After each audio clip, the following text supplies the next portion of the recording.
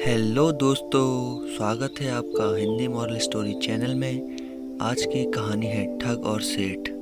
एक बार की बात है, एक अमीर आदमी जिसका हीरो का व्यापार था, वह व्यापार के लिए एक देश से दूसरे देश में जाता रहता था। एक बार उसे विदेश जाना था और फ्लाइट से रास्ता 3 दिनों का था। वह एयरपोर्ट पहुंचा, वहां फ्लाइट का समय हो चुका था।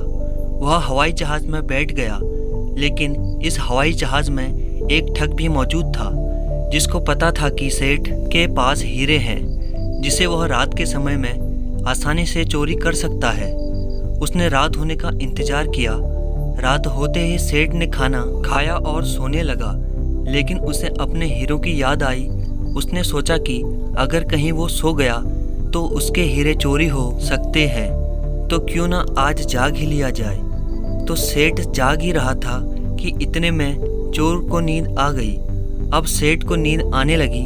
सेठ ने सोचा कि सोने से पहले हीरो को कहीं छुपा देता हूँ। सेठ के दिमाग में एक उपाय सूझा कि क्यों ना हीरो को इस आदमी की जेब में रख दिया जाए जो बगल वाली सीट पर सो रहा है। सेठ ने हीरो को उसी आदमी की जेब में रख दिया जो बहुत बड़ा ठग था, लेकिन सेठ इस बात से बेखबर था कि वह आदमी ठग है और सेठ सो गया। कुछ देर बाद ठग की आंखें खुली तो देखा कि सेठ तो सो गया है, अब इसके हीरे चोरी कर लिए जाएं। ठग ने हीरे ढूंढने शुरू कर दिए। सारी रात हीरे ढूंढने के बाद उसे हीरे कहीं नहीं मिले। सुबह हो गई। सारी रात जागने के कारण ठग को सुबह नींद आ गई। सेठ की आंखें खुली तो देखा कि वह आदमी जिसकी जेब में हीरे रखे थे वह अभी भी सो रहा है। तो सेठ ने उसे परेशान किए बिना ही अपने हीरे उसकी जेब से निकाले और अपने पास रख लिए। कुछ देर बाद ठग भी उठ गया। ठग ने सोचा, रात तो हीरे हाथ नहीं लगे, लेकिन आज रात को जरूर हीरे मुझे मिल जाएंगे। पूरा दिन गुजर गया। शाम हुई। सेठ खाना खाकर कुछ देर के लिए अपने लैपटॉप निकालकर सोशल मीडिया पर किसी से गुफ्तगू करने लगा। अब रात हो चुकी थी। सेठ ने अपने हीरो के लिए जागने की खूब कोशिश की, लेकिन उसे नींद आने लगी। उस ठग ने भी खाना खाया, अब उसे भी नींद आने लगी थी। कुछ देर बाद ठग सो गया। अब सेठ फिर वही तरकीब आजमाने लगा और हीरे उसी आदमी की जेब में रख दिए जिसकी जेब में पहली रात को रखे थे, और सो गया।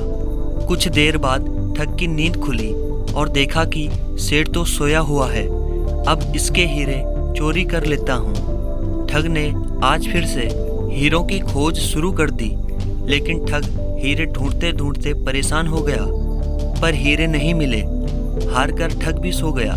सेठ सुबह जल्दी उठा और अपने हीरे ठग की जेब में से निकाल लिए। इतने में वह जगह भी आ गई जहाँ उसे जाना था। हवाई जहाज लैंड हुआ। सभी यात्री उतरकर चल दिए, लेकिन ठग के मन में यह विचार आ रहा था कि आखिर सेठ ने हीरे कहाँ छिपाए थे जो मुझ जैसे ठग को भी नहीं मिले।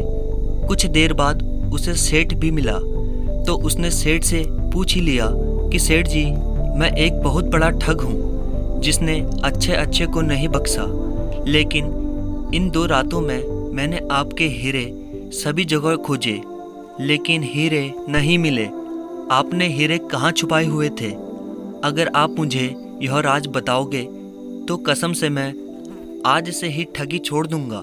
सेठ को मालूम नहीं था कि जिसकी जेब में मैंने अपने हीरे रखे थे वह एक बहुत बड़ा ठग है। सेठ ने ठग को कहा कि मूर्ख आदमी, जिन हीरो को तूने सभी जगह ढूंढा वो हीरे तो मैंने तेरी ही जेब में रखे थे। तू उन्हें अपने आप को छोड़कर सभी जगह ढूंढता रहा। अगर तू इन्हें अपने पास भी ढूंढता तो तुझे यह बड़ी आसानी से मिल जाते और तू मालामाल हो जाता।